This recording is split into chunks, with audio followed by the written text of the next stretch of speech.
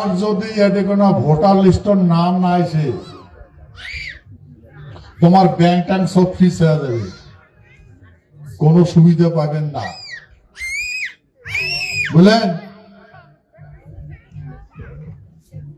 গৃহমন্ত্রী কইছে detention camp বানাবে, অর্গানাইজারদের নাম উঠে নেই উঠে রাখবে, তারপর প্রমাণ করবে তোমরা কোন দেশি না এই ঠেকার দেশি। আরে আমরা তো এই ঠেকার মানুষ, প্রমাণটা কাজ করবে?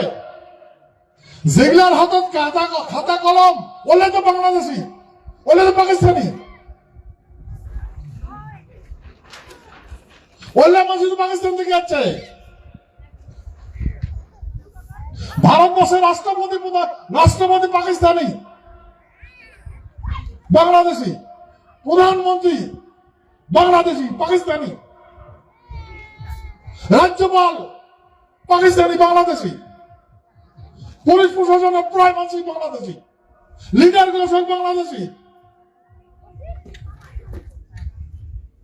তাহলে আমার প্রমাণপত্রটা কাজ দেখবে? সংবিধানে কয়া আছে, ওই সংবিধানের চেয়ারটা কাজ বসবে। বাংলাদেশি মানে কালকে দিনে বাংলাদেশকে বলছে যে উয়ার হাতত কলম, উয়ার হাতত খাতা। প্রবলেম আছে না নাই ভাই? প্রবলেম আছে না নাই? তো তোমার এলে যখন দরকার নাই, ও তামাকের মুক্তি সত্যান, তামাকের মুক্তি সত্যান, শুধু জীবন যাপন করো।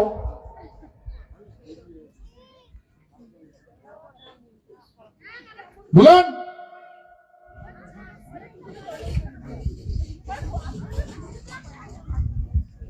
তাহলে কাজ আমার খবর করবে?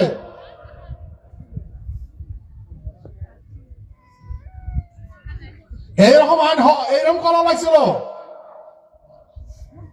বিদেশি মানসিক চিনাক্ত করে আমরাই করবো কায় বিদেশ থেকে আসছে, কায় বাংলাদেশি, কায় রংপুরিয়া, কায় পাকিস্তানি।